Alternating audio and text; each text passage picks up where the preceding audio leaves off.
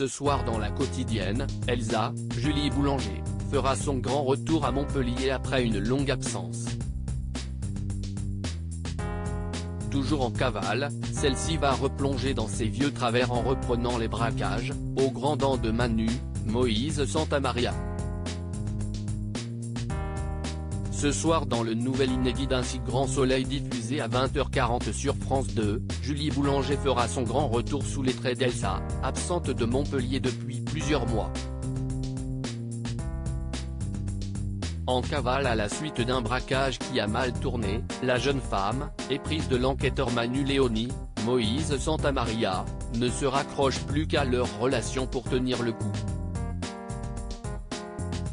Après s'être un temps cachée dans les Cévennes, Elsa se tapit désormais dans le campi de Virgile, sous la protection de son ami. Et ronge son frein tandis que ses retrouvailles avec Manu sont gâchées par une nouvelle affaire impliquant un receleur de diamants venu tout droit d'Anvers, la capitale européenne des diamantaires.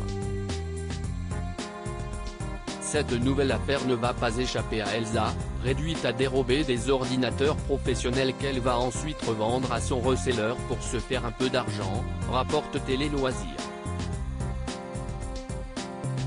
Alors que ce dernier l'incitait à avoir plus d'ambition et à reprendre les braquages, Elsa va surprendre une conversation dans laquelle Manu évoque le trafic de diamants. Une information qui ne va pas la laisser indifférente.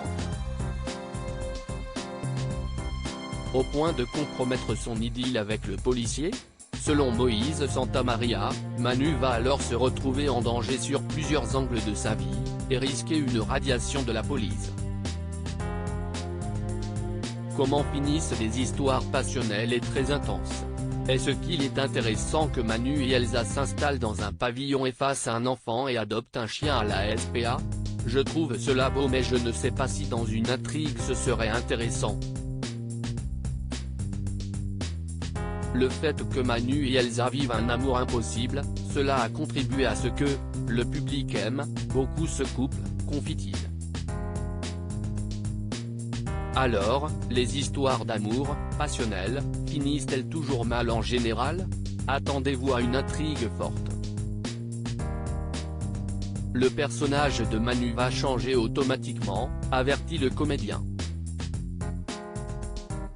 Cette nouvelle intrigue sera par ailleurs l'occasion d'introduire un personnage de trafiquant interprété par le rappeur Kamini, également scénariste du film Bienvenue à Marly-Gaumont, que l'on retrouve pour la première fois sur le petit écran.